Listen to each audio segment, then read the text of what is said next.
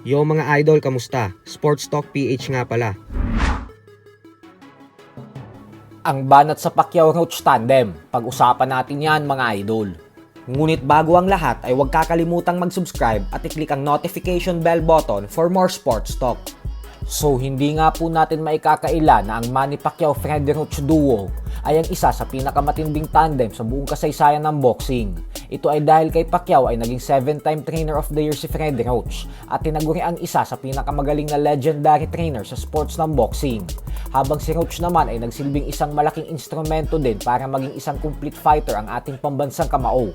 Malaki ang naging papel ni Roach upang makasungkit ng napakadaming Fighter of the Year award si Pacquiao. At syempre ang pagiging bukod tanging nag-iisang 8 division champion sa buong kasaysayan ng boxing. Si Pacquiao din ang hinirang bilang Fighter of the Decade para sa dekada ng 2000s. Lahat ng mga awards at parangal na nakuha ni Pacquiao at Freddy Roach ay hindi nila makukuha kung wala ang isa't isa sa tabi nila. Kaya naman dahil dyan ay nagdesisyon ng World Boxing Champions Promotion o WBC na ibigay ang napaka-espesyal na Trainer of the Century Award kay Freddy Roach at ang Fighter of the Century naman para kay Pacquiao.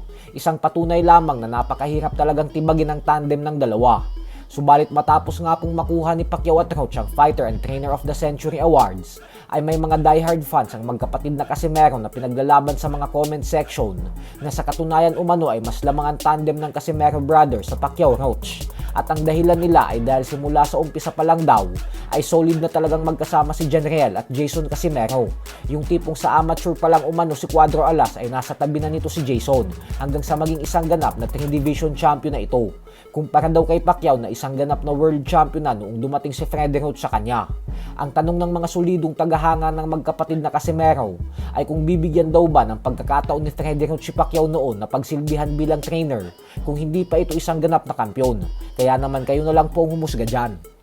Sa kabilang banda naman mga idol ay mukhang tuluyan nang lumaki ang ulo ng 5 division champion Terence Crawford nang dahil sa ginawa nitong pagtalo sa Mexican superstar Canelo Alvarez 3 buwan pa lamang ang nakakalipas. Ito po ay dahil matapos niyang pagmumurahin ang WBC kanina nang dahil sa naging desisyon ng WBC na tanggalan siya ng titulo gawa ng hindi niya binabayaran ang utang niya dito sa sanctioning fees.